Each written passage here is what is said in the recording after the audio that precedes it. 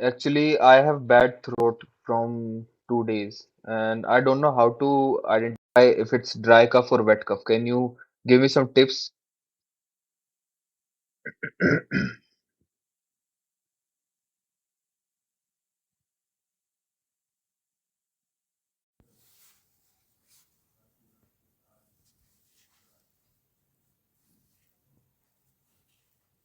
I'm sorry to hear about your throat discomfort. Here are some tips to help you identify whether you have a dry cough or a wet cough. 1. Dry cough. Sound. It's usually a harsh, non-productive cough that doesn't produce mucus.